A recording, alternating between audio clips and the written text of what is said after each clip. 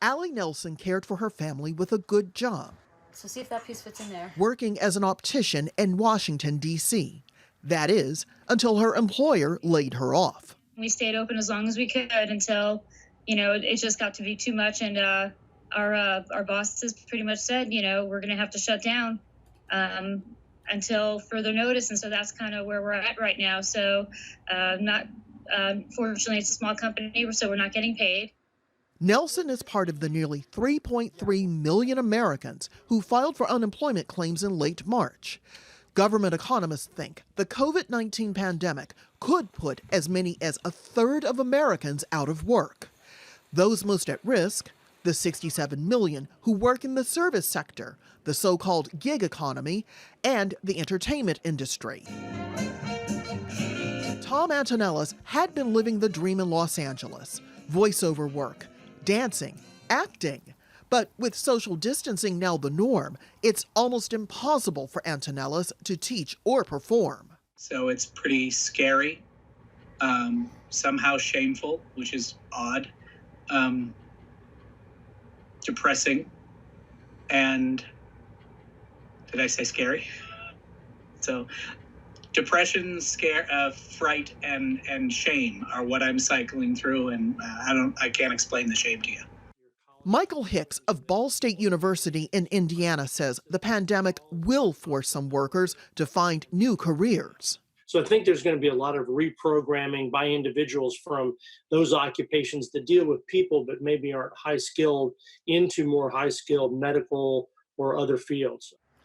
Changing careers for Allie Nelson, who's already in healthcare, may not happen. But she says people have a new understanding of what it means to survive. This is a proof of it. People are living paycheck to paycheck, and now something like this happens, and people aren't prepared for it. You can't be. Hoping the crisis does lead to a more systemic economic change in society. Rosalind Jordan, Al Jazeera, Washington. All right, let's get more on the oil prices now. We can speak to our economics editor, Abid Ali, who joins us from London. And Abid, give us more detail, if you would. Well, Nick, we had the extraordinary situation just last week where oil prices in some parts of the US were at $7 a barrel. And in one instance, the producers had to actually pay the take away the oil. So this got to the crucial point where production in the US would start to shut down. And so we saw President Trump, he had to step in. He's Putin, and now we realize that he's actually spoken to MBS himself, that's Mohammed bin Salman in Saudi Arabia. But the talks had actually started some weeks ago on March 23rd when the prices started to tumble. And so now we see that there's going to be this emergency meeting and there could be a production cut. Now, President Trump has tweeted that there could be up to 15 million barrels of oil which are cut. Now, it's really interesting because will the United States actually join this production cut? Because it will require more than OPEC to actually bring this oil price back up to a higher level where everybody can make a comfortable living. So this is a wait and see situation where we've got to see whether the United States will actually join the production cuts itself, which will be a first. Right, and what is the thinking behind this? What will be the impact of this? Well, Nick, we've just been talking about those job numbers. We saw those extraordinary numbers where we got 6 million Americans looking for work. We got demand just falling off a cliff. We got airlines which have parked up their jets, and transportation which has just come to a complete stop. Imports, exports have virtually ground to a halt as well, and so. There's something has to be done to get the economy going. Now, in normal circumstances, low oil prices will be really appreciated. But once you get low oil prices, which are ability of businesses to actually pump oil and get the economy going, then something actually needs to be done. And there's figures out there which said, there could be job losses of more than 25 million all around the world. So this is the reason why the US president has started these negotiations with President Putin and with MBS to see if we can get to a point where they start to introduce some production cuts. All right, Abid, leave it there for the moment. Thanks very much, Abid Ali, on the increase in the oil price there.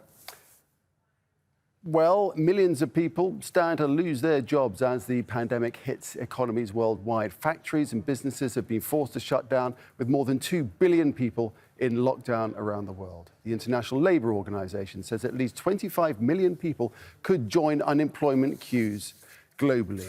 Unions fear India's lockdown of 1.3 billion people will cost tens of millions of jobs. The Economic Policy Institute says 14 million people in the United States could become unemployed.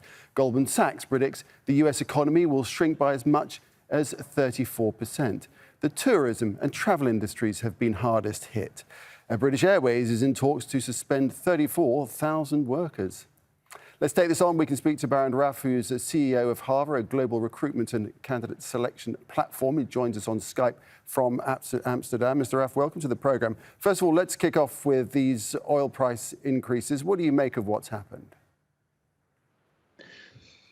Yeah, I think in general it's good news. I think the world is facing the biggest, devastating virus outbreak almost in history, and we cannot have other problems as well that we could solve, like oil prices. So anything we can do to stabilize that market would help, definitely. Could you just explain for us why it makes a difference, why increasing the oil prices will help this situation? I think it's about stabilization. I think if you look at oil prices recently, it's going up and down basically. And I think if we have a stable level now, it's more predictable. And if the world becomes more predictable, then businesses can look ahead further, and that will definitely help making plans to employ people again. Right, because job losses around the globe, the scale and speed in which they've happened have absolutely no precedent. And the economic shock, particularly in the United States, they say it could rival the Great Depression. What will that actually mean? Yeah, I think it will, we can say by now. If you look at the numbers and also the predictions that you just mentioned of ILO, 25 million worldwide, 14 million in the US.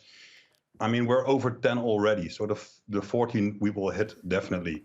And I think the biggest, of course, now we are all focusing on the numbers and how fast they rise, because that's unprecedented. And I think what we should look at is basically beyond the curve. So we will spike at a certain level. And I think the big question is, what is the capability of the normal economy to absorb those people again? Because if you look at the US, now we have all these stimulus packages that will make sure that, the people are taken care of. That cannot last forever. And I think, that's the biggest concern in the future, not the rise of the numbers right now, but the decrease of the numbers after we hit the all-time high. That will happen for sure. All right, so no doubt the next few months are going to be very, very difficult indeed. What about getting back to where we were? How long is it going to take?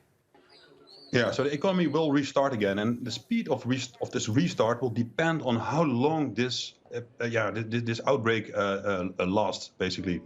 And I foresee that in certain industries it can take a long time. I'm in close contact with some entrepreneurs in China that are now reopen again, but you see that the levels of business after reopening are not even close to half of what it was at the beginning of this year.